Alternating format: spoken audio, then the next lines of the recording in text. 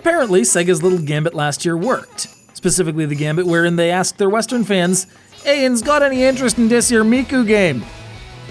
Because apparently Sega are from Blawnox. And we responded in the positive, overwhelmingly. Apparently Sega were impressed, as they shortly thereafter chose to bring us not only the direct sequel, but also one of the 3DS offerings due to land in 2015.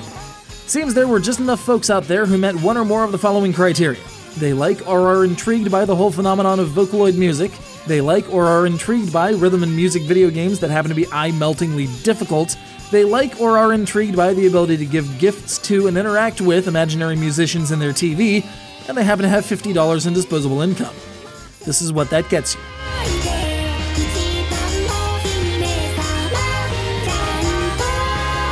Some of you might be wondering what the hell's going on.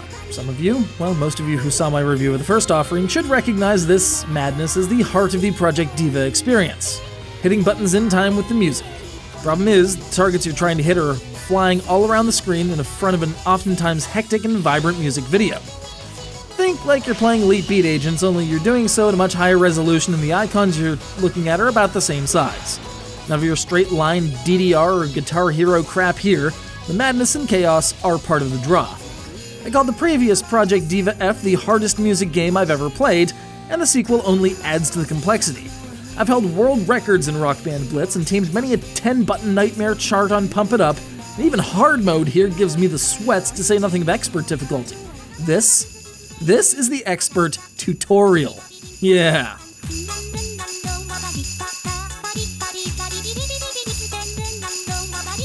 The game comes with 40 tracks on the disc, plus another 10 expected as DLC, complete with a $30 song pass that allows access to all of them as they're uploaded to PSN.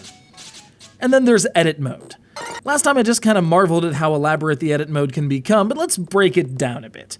You choose when to add targets and which targets to add. That much is obvious. But you can choose where the targets fall on the screen. You can choose from which angle the targets enter the screen. You can add lyrics, hope you have a USB keyboard, and then there's the music video. Bring a cold drink, because this is going to take a while. You can choose which characters to include in the plot, which items they're holding, how they're animated, what's their facial expression, what's their line of sight, when they blink. You can even break down lip sync syllable by syllable. And then there's camera work. This part is no longer a game. This is a fully fledged 3D modeling software. You can upload your edits to PSN and download tracks that you find interesting. Though they don't actually come with the MP3s, you'll have to find them yourself. Then hope that they're timed correctly to the chart you've downloaded. It's dicey, but worth it for the sheer volume of available tracks out there.